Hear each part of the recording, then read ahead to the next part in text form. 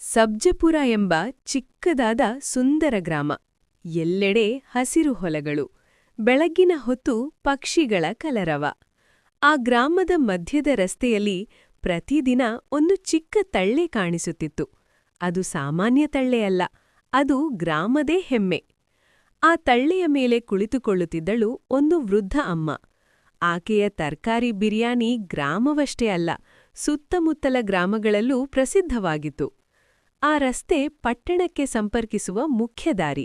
ಟ್ರ್ಯಾಕ್ಟರ್ಗಳು, ಬೈಕ್ಗಳು, ರೈತರು, ಪಾದಚಾರಿಗಳು ದಿನವಿಡೀ ಸಂಚರಿಸುತ್ತಿದ್ದರು. ಅಮ್ಮನ ತಳ್ಳೆ ಹಳೆಯ ಮರದದ್ದು, ಅದ್ರ ಮೇಲೆ ದೊಡ್ಡ ದೊಡ್ಡ ಡೆಕ್ಚಿಗಳು. ಅವುಗಳಿಂದ ಬರುವ ವಾಸನೆ ದೂರದಲ್ಲೇ ನಿಂತವರಿಗೂ ಹಸಿವು ತರಿಸುತ್ತಿತ್ತು. ಅಮ್ಮನಿಗೆ ಸುಮಾರು 70 ವರ್ಷ. ಬಿಳಿ ಕೂದಲು, ತಲೆಯ ಮೇಲೆ ಹಳೆಯ ದುಪ್ಪಟ್ಟ, ಮುಖದ ಮೇಲೆ ಜೀವನದ ಕಷ್ಟಗಳನ್ನು ಹೇಳುವ ಸುಕ್ಕುಗಳು.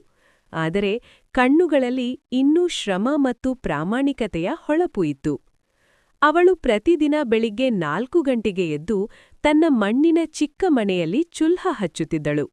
ತಾಜಾ ತರಕಾರಿಗಳು, ಕ್ಯಾರೆಟ್, ಹಸಿರು ಬಟಾಣಿ, ಬೀನ್ಸ್, ಆಲೂಗಡ್ಡೆ, ಕ್ಯಾಪ್ಸಿಕಮ್, ಕೆಲವೊಮ್ಮೆ ಹೂಕೋಸು.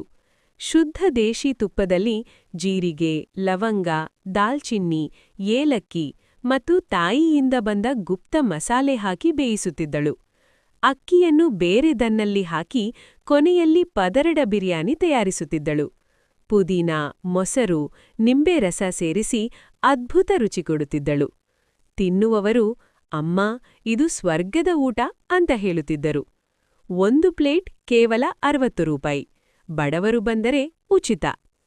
ಅಲ್ಲಾ ಕೊಡುತ್ತಾನೆ ಮಗ, ತಿನ್ನು ಅಂತ ಹೇಳುತ್ತಿದ್ದಳು. ಗ್ರಾಮದವರು ಆಕೆಯನ್ನು ತಾಯಿಯಂತೆ ಗೌರವಿಸುತ್ತಿದ್ದರು. ಅವಳ ಜೀವನ ಸುಗಮವಾಗಿ ಸಾಗುತ್ತಿತ್ತು. ಗಂಡ 16 ವರ್ಷಗಳ ಹಿಂದೆ ತೀರಿಹೋದ. ಮಕ್ಕಳು ನಗರದಲ್ಲಿ ಕೆಲಸ ಮಾಡುತ್ತಿದ್ದರು. ಒಂದು ದಿನ ಒಂದು ದೊಡ್ಡ ಮೆರುಗು ಕಾರು ಬಂತು. ಅದರಲ್ಲಿ ಇಳಿದವನು ರಮೇಶ್ ಎಂಬ ನಗರ ವ್ಯಾಪಾರಿ. ದುಬಾರಿ ಬಟ್ಟೆ, ಚಿನ್ನದ ಗಡಿಯಾರ.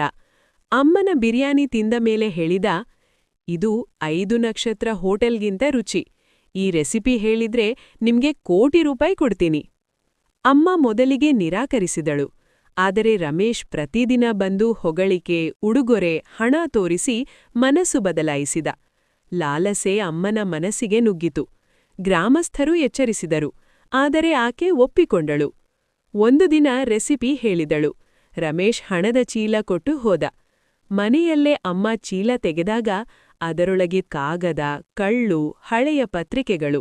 ರಮೇಶ್ ಮೋಸಗಾರನಾಗಿದ್ದ.